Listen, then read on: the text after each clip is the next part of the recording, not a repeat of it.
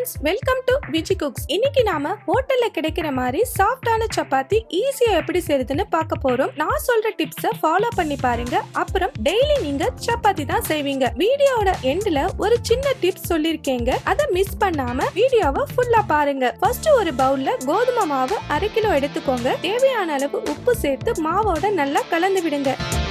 நல்லா மிக்ஸ் பண்ணதுக்கு அப்புறம் கொஞ்சம் கொஞ்சமா தண்ணி விட்டு மாவை நல்லா பிசையுங்க. நான் சப்பாத்தி செய்யறதுக்கு முட்டை, பால், வார்ம் வாட்டர் எதையுமே யூஸ் பண்ண மாட்டேங்க. இது இல்லாமலேயே நம்மளால சாஃப்டான சப்பாத்தி செய்ய முடியும். நீங்க பிசைறதுல தாங்க இருக்கு சப்பாத்தி சாஃப்டா வரதுக்கு. நான் சொல்ற மெத்தட்ல செஞ்சீங்கன்னா 2-3 நாள் ஆனாலும் சப்பாத்தி சாஃப்டா இருக்கும். நான் 2 கரண்டி ஆயில் சேர்க்கிறேங்க. பிசையும் போதே நீங்க கொஞ்சம் அதிகமாவே ஆயில் சேர்த்து பிசைஞ்சு மாவை வச்சுக்கோங்க. இந்த மாதிரி நீங்க செய்யறதுனால உங்களுக்கு சுக்கா சப்பாத்தி கூட சாஃப்டா வரும். சப்பாத்தி மாவு இந்த கன்சிஸ்டன்சில வந்ததுக்கு அப்புறம் வீடியோல காமிக்கிற மாதிரி 2 தடவை நல்லா தட்டி மினிமம் 1 ஹவராவது மாவை ரெஸ்ட் பண்ணி வைங்க.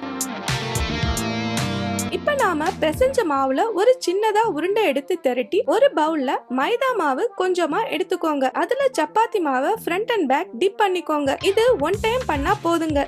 சப்போஸ் நீங்க நிறைய தடவை மாவை டிப் பண்ணீங்கன்னா வரன்னு சப்பாத்தி ஹார்டா வரும். சோ சப்பாத்தி தேய்க்கிறதுக்கு பின்னாடி 1 டைம் டிப் பண்ணா போதும். பேன்ல போட்ட உடனே ஆயில் ஸ்ப்ரெட் பண்ணாதீங்க. ஃப்ரண்ட் அண்ட் பேக் லேசா வெந்ததுக்கு அப்புறம் லேசா ஆயில் விட்டு கோல்டன் பிரவுனிஷ் கலர் வந்ததுக்கு அப்புறம் சப்பாத்தியை எடுத்துடுங்க. சில பேர் சப்பாத்தி மாவை குட்டி குட்டி ஸ்மால்ஸ் பால்ஸா செஞ்சு வச்சுட்டு அதுக்கப்புறம் சப்பாத்தியை தேக்க ஆரம்பிப்பாங்க. அந்த மாதிரி நான் பண்ண மாட்டேங்க. ஏன்னா சப்பாத்தி மாவு வறண்டு போயிடும் அண்ட் சப்பாத்தி கூட சாஃப்டா வராது.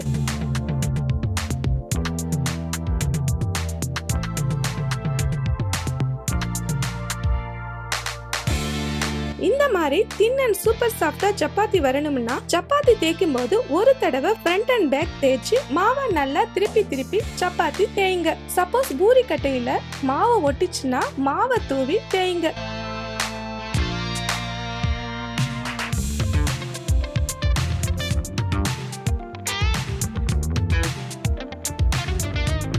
சப்பாத்தி செஞ்சு ஹாட் பாக்ஸ்ல வைக்காம சில்வர் டப்பாவில செஞ்சு வச்சிட்டீங்கன்னா நீங்க சாப்பிடும் போது டேஸ்ட் மாறாம சப்பாத்தி சாஃப்டா இருக்கும். சப்பாத்தியோட சிக்கன் சால்னா காம்பினேஷன் அட்டகாசமா இருக்குங்க. இந்த சிக்கன் சால்னா ரெசிபி நிறைய பேர் கேட்டிருந்தீங்க. சோ இன்னும் 2 டேஸ்ல அப்லோட் பண்ணிருவேங்க. செஞ்சு பார்த்துட்டு உங்களோட ஃபீட்பேக்கை சொல்லுங்க. இந்த வீடியோ உங்களுக்கு பிடிச்சிருந்துச்சுன்னா லைக் பண்ணுங்க, ஷேர் அண்ட் சப்ஸ்கிரைப் பண்ணுங்க. Bye friends.